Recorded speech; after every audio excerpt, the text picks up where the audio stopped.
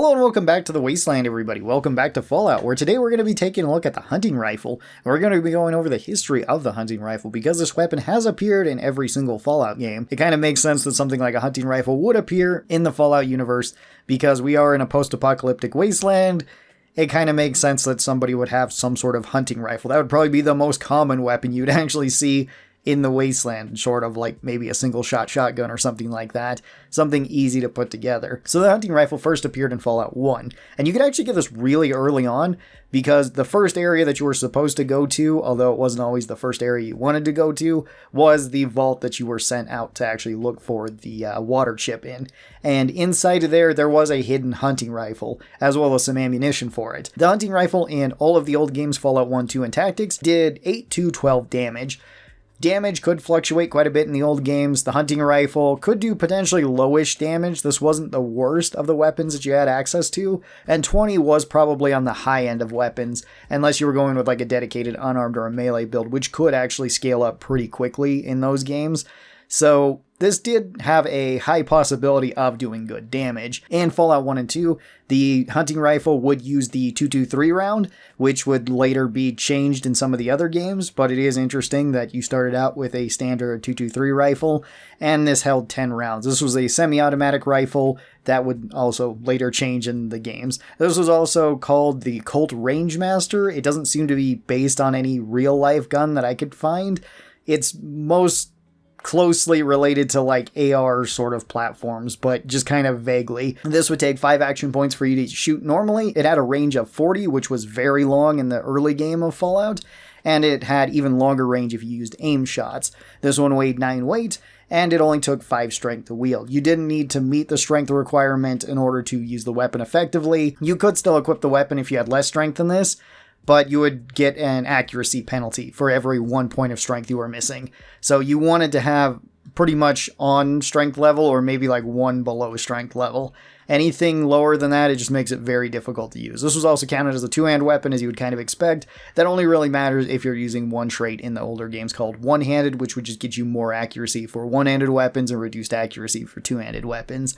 The hunting rifle in Fallout 1 was actually pretty solid. It was probably your first really decent weapon that you can get, unless you want to go back to the starting vault where you could get a double-barrel shotgun. But there's no reason why you couldn't use both of these, and that would probably be the strongest options that you could have in the very early game, since the hunting rifle had the longest range and it could do a pretty effectively high damage. The double barrel could do more, as you'd kind of expect, but it had very short range. The 10mm submachine gun could also do more damage than the hunting rifle, but it had short range and you had to use it in bursts, so it's less consistent. The hunting rifle was very consistent and very good. It would likely get swapped out, though, pretty early on, because you could get like a sniper rifle and a combat shotgun without too much trouble in this game, as well as you could swap this out for like the 223 pistol, which was the Blade Runner pistol that we see in some of the later games, like in Fallout New Vegas, which just did more damage and was arguably the best pistol in the very first Fallout game. Moving into Fallout 2, the hunting rifle would take a bit longer for you to actually get. You couldn't get a hunting rifle right away, which wasn't necessarily a bad thing. Fallout 2 had a longer overall story than Fallout 1, so there was more weapons and more spaced out from getting weapon to weapon, which allowed you to use them a lot more. However, there was a couple of places where you could rush to if you wanted to get a hunting rifle. There was also one upgrade that you could actually put onto the hunting rifle, which was a scope, and this didn't really come with any sort of downsides. It just made it so that your accuracy was actually better at longer ranges. So this was really good, and you might as well throw it on there if you could. In Fallout Tactics, the hunting rifle would make a return once again. It actually had the same exact stats as it did in Fallout 1 and 2, besides it now having a new unique ability to it, which only it and a couple other guns actually had. And for whatever reason, these weapons had better accuracy at longer ranges and kind of worse accuracy at closer ranges. And the hunting rifle was the very first weapon that you got access to. So in Fallout Tactics, the hunting rifle basically became the best gun in the game for the first third of the game, because there wasn't anything that can really compete with it. There's a few weapons that have similar range to it, but most of them don't get the accuracy bonus, where it just kind of had the longest effective range and it was the most accurate. So basically everybody on your team would probably have a hunting rifle just so that you could make shots at a distance, unless they were going with like unarmed or melee, and even then you still might give them a hunting rifle just so that they can engage certain enemies at a distance before moving in closer. This was arguably when the hunting rifle was kind of at its strongest, and it did actually change, at least in caliber, in Fallout Tactics, where this was no longer 223, this was 7.62, which coincidentally was the most common round that you could find throughout the early and mid game of Fallout Tactics, making it also even better than most other guns because you would always have ammo for it. It was still very efficient, it still held a lot of shots, it still didn't cost too much to use, and it was probably the best thing for actually engaging enemies at a distance until they get closer to you or until you can get closer to them and start opening up with some other weapons. You could also get AKs pretty early on in Fallout Tactics, and that made for a pretty good companion because they used the same round, so you didn't need to be carrying around any extra rounds. This one would fall off in Tactics, but it doesn't fall off until about a third the way through the game, because there just isn't any better weapons. The best weapon that you can get outside of this is the M1 Garand, which was pretty much the same as the hunting rifle, it just did more damage. Main downside to that weapon, though, is that it used 30-06 rounds, and those were actually pretty rare to find. So the 7.62 was way easier to find, and you would probably just be using the hunting rifle anyway. This would be replaced in Tactics once you were actually able to get the sniper rifles, because they had even longer range, the extra bonus that they did, and did more damage. They were also the same caliber, so there was no downside to swapping this out for a sniper rifle once you got access to it. But again, you don't get that until about a third the way through the game. Into Fallout 3, the hunting rifle would change once again, and now it would change pretty significantly. The hunting rifle would now be a bolt-action rifle, and would remain a bolt-action rifle throughout the rest of the Fallout games that we've gotten so far, where this one was a really good early game rifle. The hunting rifle could be found right at the very start of the game. You could actually just go right behind the vault. There's a random encounter that can appear right there, but there's always a hunting rifle in the upstairs area of the barn right behind the vault. So you can always pick one up there, and they're very common. A lot of enemies carry around hunting rifles. This one now did 25 damage, which was actually pretty decent, although it had a low rate of fire with low DPS. It did decent crit damage, it had okay action points, it was very accurate, and it used a very common round using the 32 round. Why it uses the 32 round like the 32 revolver, I don't know. I don't know why they changed the caliber for this one once again, especially when you have 308 in the game, and that one's only being taken up by the sniper rifle. It's a little bit strange and kind of a missed opportunity there, but the hunting rifle would remain a pretty solid weapon throughout the early game and even into the mid game. There was one unique version of the hunting rifle in Fallout 3 as well, that being called Old Painless. This one would have more accuracy, more damage, a higher rate of fire, but this one was a special weapon that you needed to go out of your way to get. In order to get Old Painless, you had to go to the very northeast end of the wasteland, go up to the Republic of Dave, and then you had to take Dave's key and unlock his safe. You could take that a couple of ways. You could either steal it, or you could kill him and take it. It's kind of your call as to what you would like to do there, but this weapon was really good, especially if you rushed it early on. 32 rounds were probably the second most common round in the Wasteland behind the 10mm, and the only thing that this is competing with, at least in terms of the ammo, would be the 32 revolver, which the hunting rifle is significantly stronger than shot per shot. So you're probably going to end up going with that. Hunting rifles are also incredibly easy to fix because raiders and super mutants have those all the time. So getting Old Painless early on was definitely worth it, and it was pretty strong. In Fallout New Vegas, the hunting rifle would once again be changed. It would still remain the same model as it was in Fallout 3. It's still a bolt-action rifle that holds 5 rounds, but now it would be chambered in the 308 round, which did make it a whole lot more versatile in New Vegas since you could swap out ammos for it. It would also get a significant stat increase overall, where this one would require 50 gun skill and 6 strength to wield, which was pretty common. That wasn't anything way crazy to get. It did 52 damage per shot, still had kind of low DPS because it is still a bolt action, did high crit damage, had a 2x crit modifier, costed a decent amount of action points, was extremely accurate, and it weighed 6 weight. The hunting rifle was a really good mid-game weapon that you could get, and you could even take it into the late game, because this one did actually get 3 modifications to it if you wanted to throw those on, where it got a custom action for cycling the bolt even faster. That was actually pretty good. You had a scope on it, which I would argue is probably the best part, since it allowed you to snipe with it a little bit easier, and you also had an extended mag taking it from 5 rounds to 10 rounds.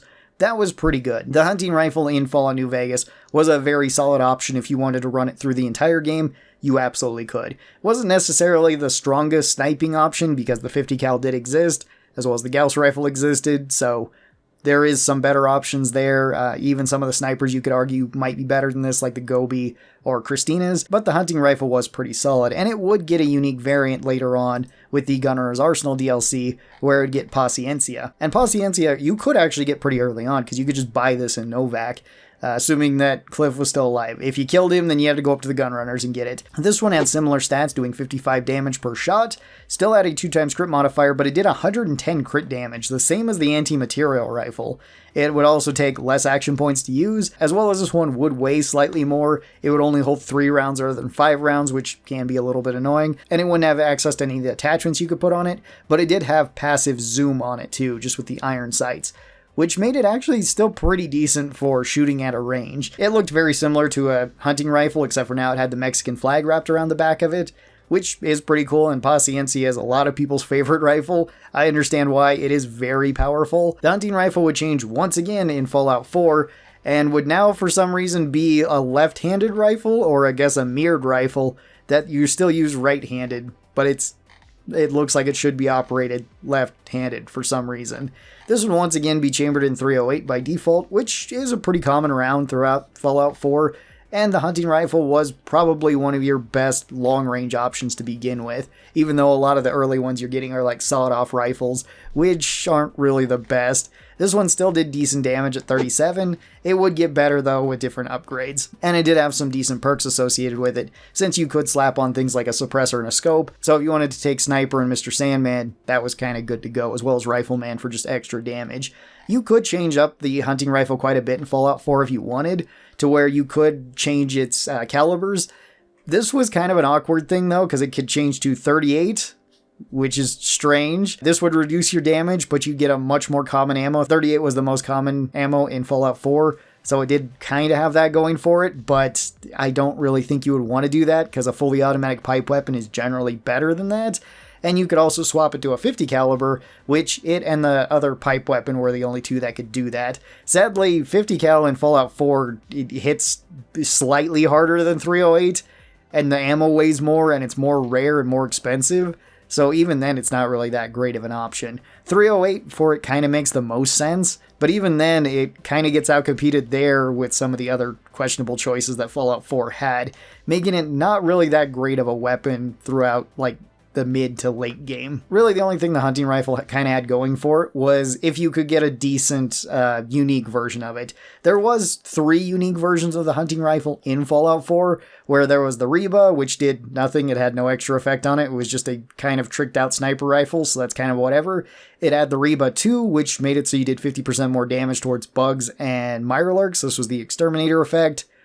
Kind of okay, but still not that great. And then you had the Tinker Tom special, and this one did higher VATS accuracy if you're not in combat, but more action point cost for using that, which was also pretty bad. You didn't really want any of these. It was just better to hope for a legendary hunting rifle drop, and since the hunting rifle was pretty common, you could get it pretty easily.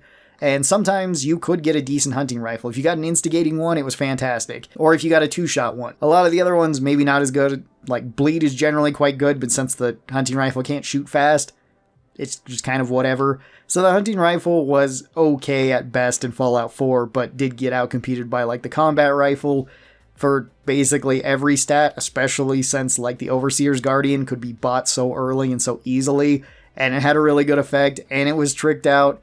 And you could change it to 308, and like that just goes on and on and on. That one is just a crazy weapon that kind of makes a lot of weapons sort of irrelevant in Fallout 4 if you just want the best. As to when the hunting rifle was the strongest, it was pretty solid in Fallout 1 and 2. It was arguably the strongest in tactics because it was just the best gun throughout the first third of the game. So you pretty much always wanted it on everybody. Fallout New Vegas, it was probably the best if you wanted to use it all throughout the game. It was pretty reasonable then. And then Fallout 4 could be good if you got a legendary weapon. This has been the history of the hunting rifle, though, throughout the Fallout games. It's remained pretty consistent throughout them.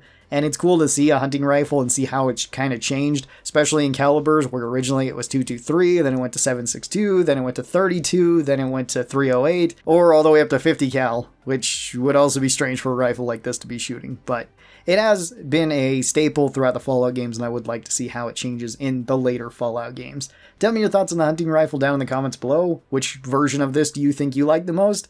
Thank you guys so very much for watching this. Hope you guys enjoyed it. I'll talk to you next time. Bye-bye, everybody.